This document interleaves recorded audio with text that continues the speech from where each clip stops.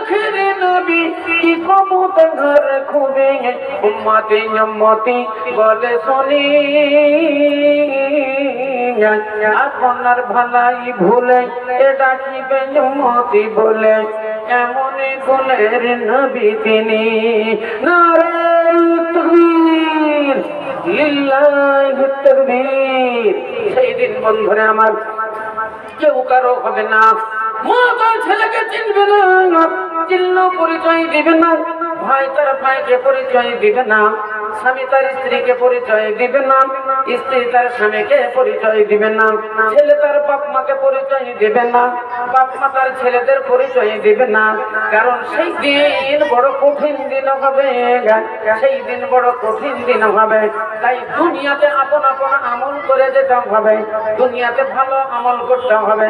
এই ভালো আমলে আপনারা কবরের সঙ্গের সাথী হবে।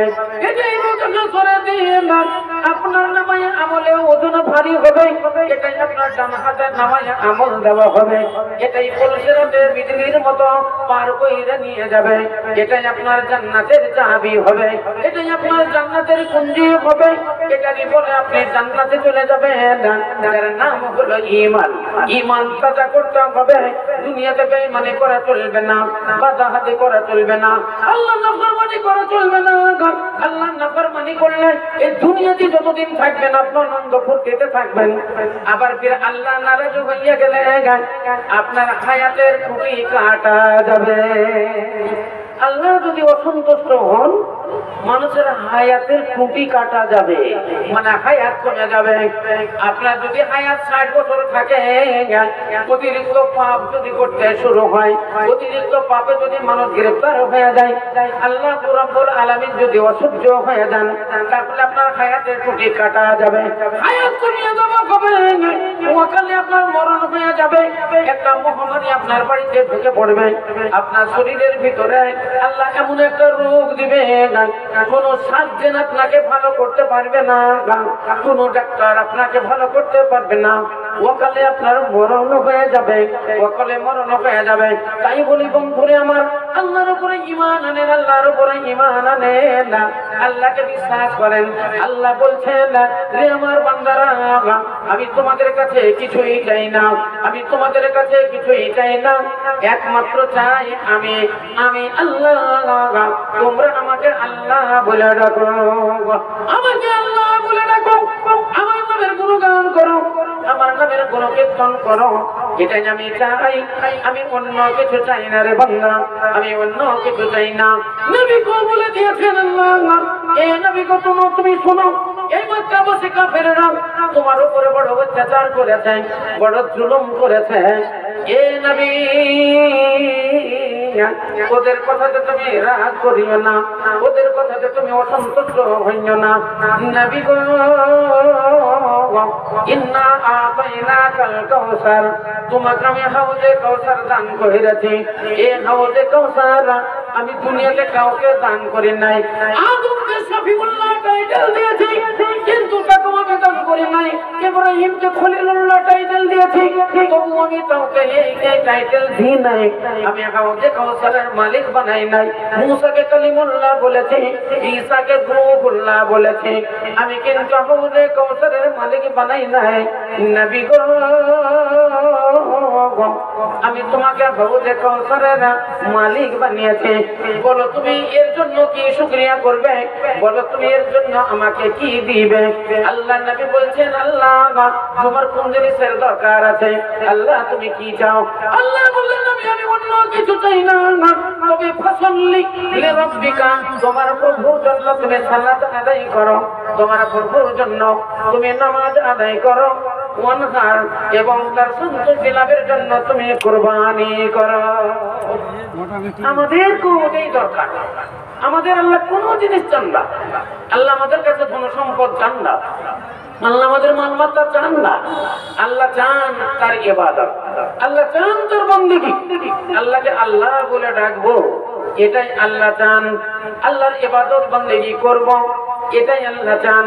আল্লাহর বহু ইবাদত আছে, আল্লাহর অনেক গুণগান আছে। আল্লাহর ইবাদত বান্দেগীর মধ্যে উত্তম বান্দেগী সেটাই হলো সালাত। তাই তো আল্লাহ বললেন ফাসাল্লি, নবী গো তুমি সালাত আদায় করো, ওয়ান্নাহার এবং তুমি কুরবানি করো। তাহলে সালাত আদায় করতে হলে সালাতের জায়গা বানাতে হবে, নামাজের জায়গা বানাতে হবে, সিজদা করতে হলে সিজদার জায়গা বানাতে হবে। ওই যেই জায়গাতে সিজদা করা হবে ওই জায়গাটার নাম হলো মসজিদ, ওটার নামই হলো মসজিদ। তাই এই মসজিদের উন্নতি করবে আজকে জালসা। আপনারা আখিরাতের ব্যালেন্স করেন, দুনিয়ার মোহে মুজে থাকবেন না। আপনারা আখিরাতের জমা করেন, এইখানে যেটা জমা করবেন ওইখানে ওটাই পাবেন। আপনি মনে মনে ভাবেন না আমি কিছুই দিব না, ওইখানে গিয়ে পেয়ে যাব, এ কোনোদিন হবে না, কোনোদিন হবে না। এ রুপিলে নিমের বীজ তিতা ফল ধরে গায়, এ রুপিলে নিমের বীজ তিতা ফল ধরে গায়। আঙ্গুর খাইব বলে আছো আশা করে, নিম গাছে তিতা ফল এ ধরে হামেশায়, নিম গাছে তিতা ফল এ ধরে হামেশায়। তিতা গাছে মিঠা ফল এবা কোথা পায়? এ চন্দ্রদী ভাইয়ের আমার জীবনে কোনোদিন নামাজ পড়লেন না আর মনে করলেন মরণের পরে জান্নাত চলে যাব। জীবনে কোনোদিন একটা রোজা রাখলেন না, মনে করলেন মৃত্যুর পরে জান্নাত হয়ে যাব। আপনাদের বড় ভরসা মরার পরে আল্লাহ নিশ্চয়ই ক্ষমা কইরা দিবে, নিশ্চয়ই আল্লাহ মাফ কইরা দিবে। আল্লাহ ক্ষমা কইরা দিবে, আল্লাহ মাফ করে দিবে, ঠিক আছে, কিন্তু তার জন্য ওসিলা চাই, তার জন্য ওসিলা চাই। এই ওসিলার জন্য নবী আমার মেরাজ থেকে যখন ফিরে এলেন জাহান্নাম দর্শন করলেন, জান্নাত দর্শন করে সাহাবাদের নিকটে এসে ওয়াজ শুরু করলেন। জান্নাতের ওয়াজ আল্লাহর নবী করলেন না, সাহাবারা বড় আনন্দিত হয়ে গেল, বড় আনন্দিত হয়ে গেল। এবার জাহান্নামের ওয়াজ শুরু করলেন, জাহান্নামের ওয়াজ শুনে তারা ডুকরে ডুকরে কাঁদতে লাগলো। আল্লাহর নবীর মনে তৃপ্তি আইলো না, মেয়েদের মাহফিলে চলে গেলেন, মেয়েদেরকে জান্নাতের ওয়াজ শোনাতে লাগলেন। মেয়েরা বড় খুশি হয়ে গেল, মেয়েরা বড় আনন্দিত হয়ে গেল। আল্লাহ নবী এবার জাহান্নামের ওয়াজ শুরু করলেন। মেয়েরা ওই কাপড়ের ভিতরে ফুকরে ফুকরে এরা কাঁদতে লাগলো, ডুকরে ডুকরে এরা কাঁদতে লাগলো। আল্লাহ নবী বললেন ইয়া মাশারান নিসা তাসাদদাকনা ফাইন্নী উরিদুকুন্না আকসারা আহলিন নার। আল্লাহ নবী বললেন মহিলা দলেরা আমি অধিকাংশ তোমাদের জাহান্নামে দেখে এলাম, অধিকাংশ জাহান্নামে দেখে এলাম। এই জাহান্নাম থেকে বাঁচতে হলে তাসাদদাকনা, আল্লাহ রাস্তায় দান করো, আল্লাহ রাস্তায় খায়রাত করো, আল্লাহ রাস্তায় সাদকা করো। as-সাদাকাতু তুতফিউ গাযাবার রাব। আল্লাহর নবী বলেছেন as-সাদাকাতু তুতফিউ গাযাবার রাব। আল্লাহু রাব্বুল আলামিনের গজব, আল্লাহু রাব্বুল আলামিনের রাগ ধ্বংস হয়ে যায় এই সাদকা, এই দান ও খায়রাত। তাই বলতে আছেন আল্লাহর বান্দা কি আছেন একটা মোটা অঙ্কের দান করেন, 20